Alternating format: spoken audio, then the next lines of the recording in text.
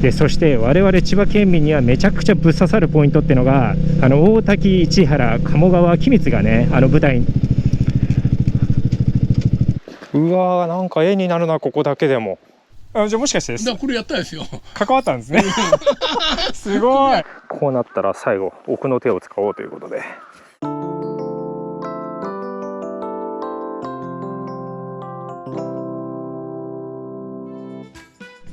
はい、こんにちは、テリーです。こちらのチャンネルでは千葉の秘境をドローンを使って探検してます。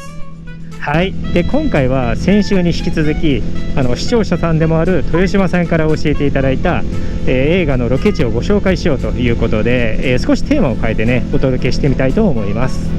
でそれは2016年に公開された有村架純さん主演の夏海のホタルという映画で、ジャンルはラブストーリーだと思うんですけど、親子の絆も描いた作品なんですね。でそして我々千葉県民にはめちゃくちゃぶっ刺さるポイントっていうのが、大滝、市原、鴨川、君津がね舞台になっているということで、まさに千葉の田舎ばっかり出てくるんですよ。で映画で使われたロケ地の中でも現在は立ち入り禁止になってしまっている秘境もありましてですね、千葉の秘境を探検する僕としてはぜひご紹介したいと思って、今回リストを作って行ってみることにしました。テロップで出しておきますね。でもう8年も前の映画になるんですけれども、ネタバラシ的な内容も含まれるかと思いますので、あらかじめご了承ください。ここで一旦動画を閉じてね、事前に Amazon プライムなどで予習しておくのもいいと思います。ですがこの動画を見て場所をね把握してから映画を見るっていうのが僕としてはおすすめです。そして映画をご覧になられた方でもうお気づきの方もいらっしゃると思いますが、さっきから僕が走ってる場所も、映画のオープニングや中盤で主人公の夏海がバイクで走っているシーンとして使われてるんですよ。このトンネルがまさにそうですね。はい、そんな感じで一体どんな景色を見せてくれるんでしょうか。早速行ってみましょう。でこちらは夏海がバイクで走った大山千枚田です。今はもう収穫は終わってるんですが、撮影時期は青々とした美しい棚田がね広がってました。これからのクリスマスシーズンは毎年イルミネーションも点灯してますので、ぜひ昼間とはね違った景色をご覧になられてはいかがでしょうか。来年の1月13日まで実施しているようです。そしてねもう1点ドローンをやられる方に大事なことをお伝えします。ここは私有地で、これまで農作業中に無断でドローンを飛行させたり墜落させるなどの迷惑行為が相次いでいて、基本的に一般の方のドローン撮影は許可してないそうです。くれぐれもねご迷惑にならないように僕からもお願いしたいと思います。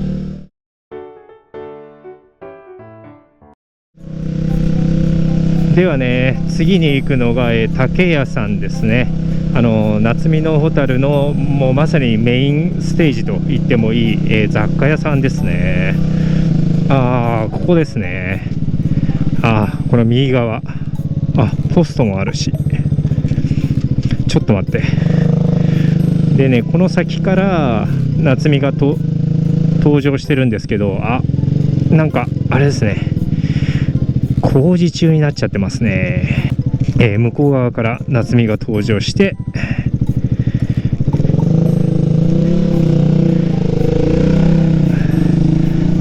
でこうやってお店の前につけるという、そんなシーンでしたね。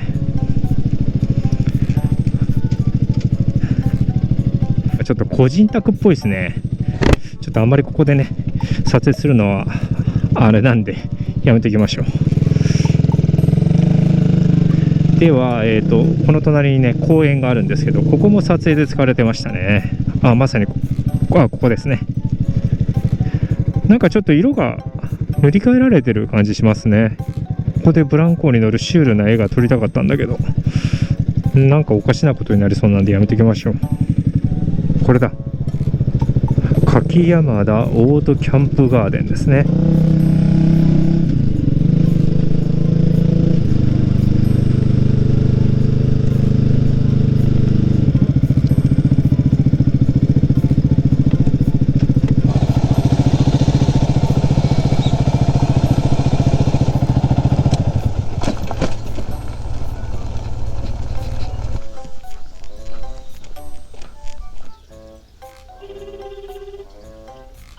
山田オートキャンプ場です。あはい、見学ですね。はい。じゃあお邪魔します。お願いします。失礼します。ごゆっくりどうぞ。はい。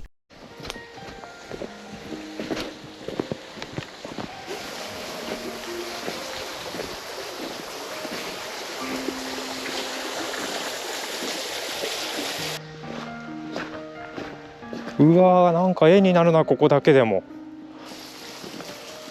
ここですね、おそらくロケで使われたのは。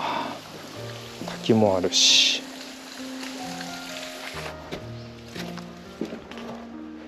うん、変なの。へえ。おお。今通ってる道、これもですね、夏美がバイクで走ってる、くるり街道かな。でこのアップダウンがある途中に橋がかかってるんですけど、ここがまさにね、夏美が通った道ですね。ここの看板にね、ようこそくるりへ的なね、キャッチフレーズが書かれてたと思います。はい、では月崎駅ですね。ああ、こんな感じで入ったんだね。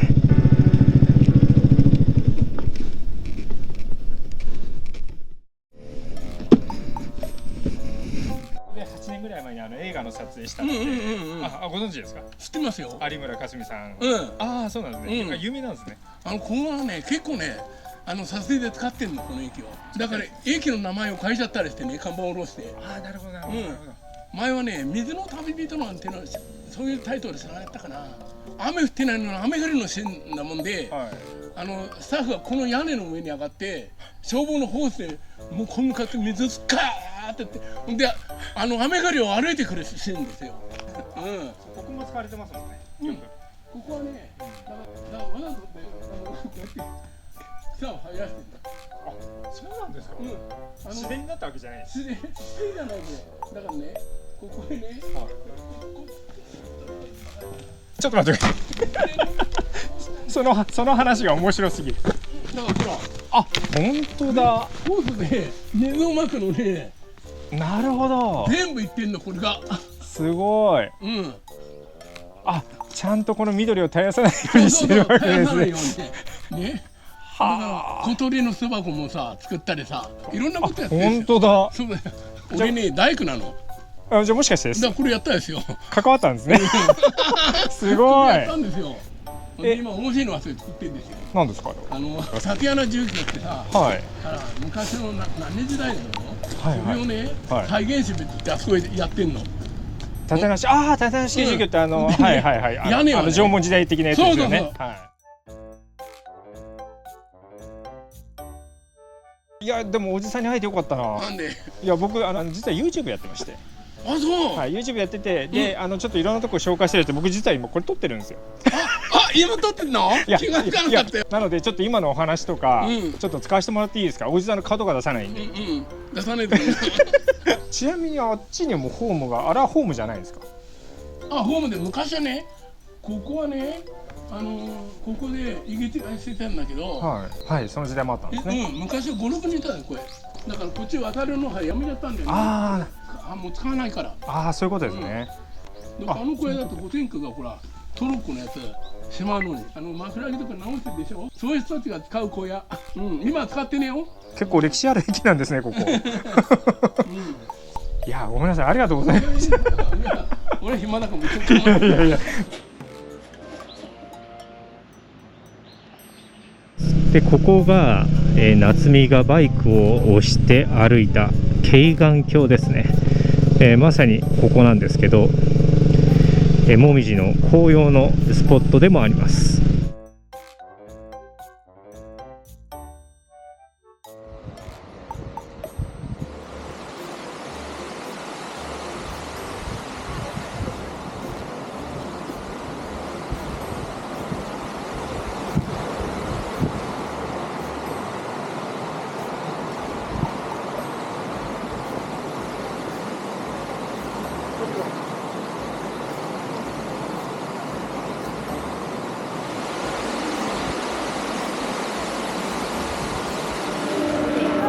はい、ありがとうございます。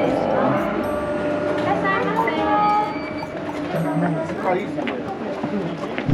せ。はい、ドルチェ山猫さんの蜂蜜ソフト、ごちそうさまでした。美味しかった。はい、ではね、次に向かうのが会社の森浸水広場。一番印象的なねシーンの撮影で使われたロケ地、この周辺も多分使われてると思います。工事をしてるのかな。はい、ここですね。はい、案の定通行止めにはなってます。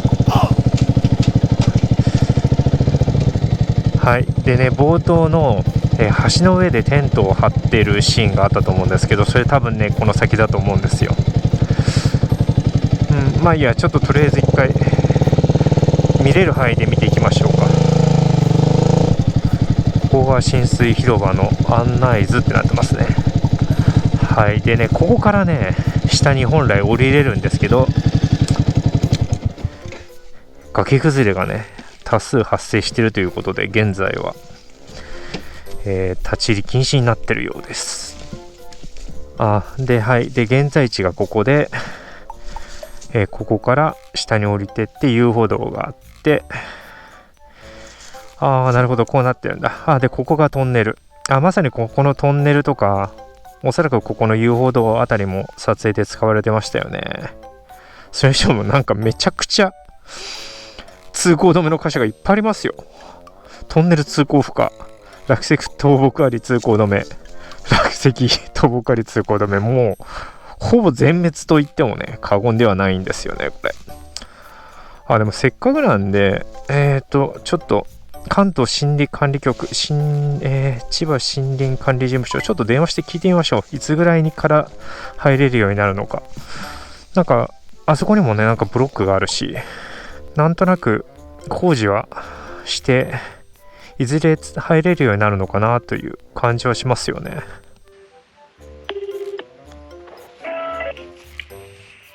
もしもし。もしもし。すいません、私なんか直して入れるようになるのかなと思って。いや、ならないですね。それではないんですね。じゃあ、何もしないと思うんですけど、危険なので普通に立ち入り禁止。そうなんですね。200メーターぐらい先にトンネルがあるので、そこを見たかったんですけど、一応そっちはね行ってくれるなということで、一応許可が、出たここの林道からねちょっと中入ってみたいと思います。よいしょ。はい、じゃあちょっと行ってみたいと思います。いやー、ここの先だといいな。すげえ雰囲気いいな。ここじゃないのかな。なんかすげえ雰囲気良さそう。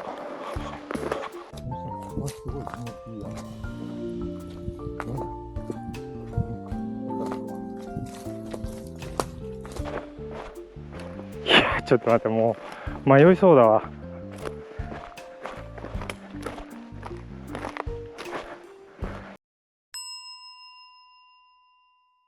ここではなかったってことですね。いや、残念。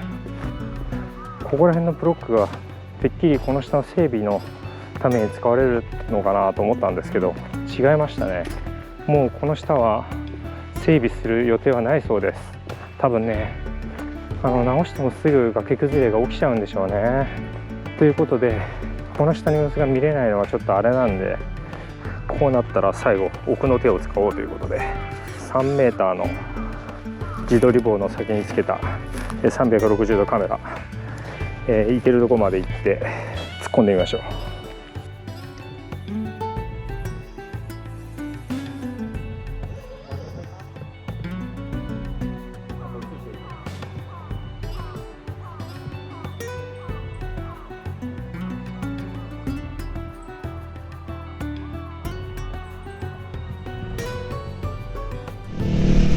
はい、という感じでね、夏見のホタルのロケ地巡礼、最後は小湊鉄道を追いかけるシーンでお別れです。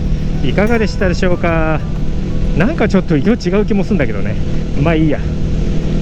で、僕が一番印象に残ったのは月崎駅で地元の方から映画の撮影の裏話が聞けたってことですかね。結局ね、なんだかんだ言っても地元の方のお話っていうのがね一番面白いんですよ。で、海所の森は中は崖崩れでぐちゃぐちゃなのかなって印象も受けましたね。だとしたらちょっと残念ですね。